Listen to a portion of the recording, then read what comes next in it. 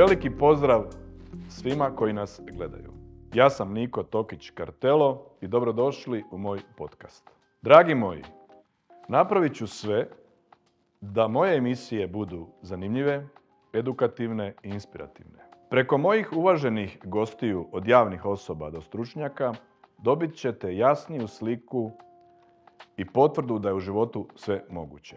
Moji će vas gosti iz vlastitog iskustva educirati o pobjedničkom mentalitetu, o podizanju samopouzdanja i održivosti i savjetovati vas kako poboljšati osobni kao i poslovni život. Spojit ćemo biznis i samorazvoj u kohezivnu i inspirativnu cjelinu. Bit će tu stvarnih priča o ljubavi.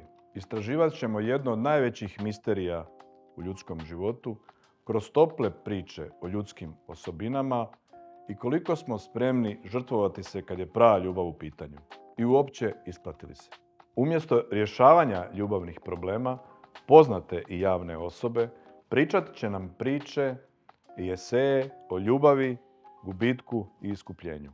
Imat ćemo i priče koje nigdje ne možete čuti, a tiču se posve običnih stvari koje vrlo često prolaze ispod radara. Zašto stvari jesu takve kakve jesu i na koji način formiraju svijet i percepciju svijeta oko nas. Naravno, bit će tu i puno humora bez kojeg osobno ne vidim smisao života.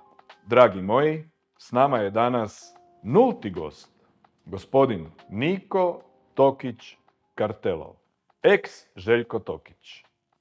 Poduzetnik, filantrop, humanist, avanturist, sportaš, evo i sad voditelj jednog novog podcasta. Zašto si pokrenuo podcast? Prvo mi reci zašto si promijenio ime. Evo ovako, na prvu, najjednostavnije reći, to sam napravio iz ljubavi prema roditeljima. Uzeo sam tatino ime i dodao mamino prezime.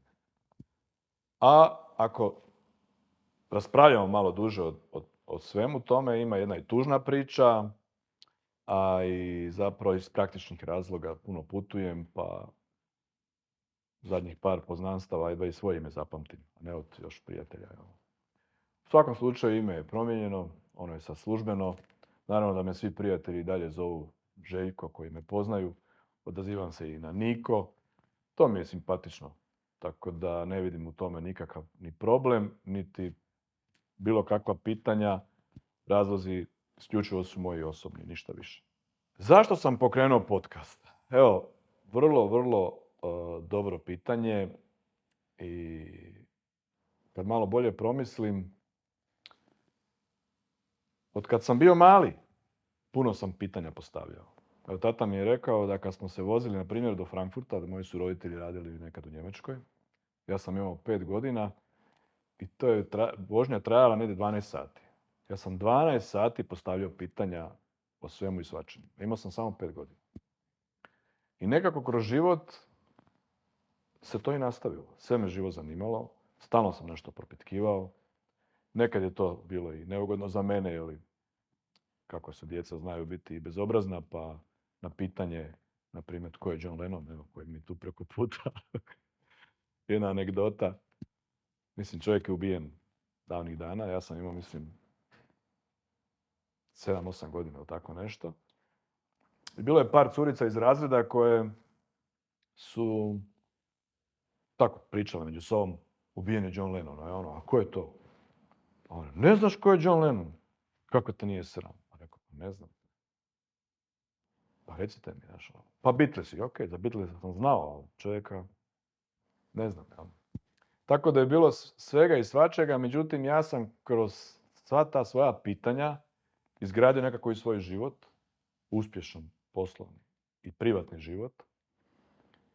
I u podcastu vidim priliku da ljudima kroz goste koje bih ja doveo, a oni nisu do sad recimo gostovali nigdje, niti su govorili o svom privatnom životu, baš daju to jedno novo iskustvo, jedan novi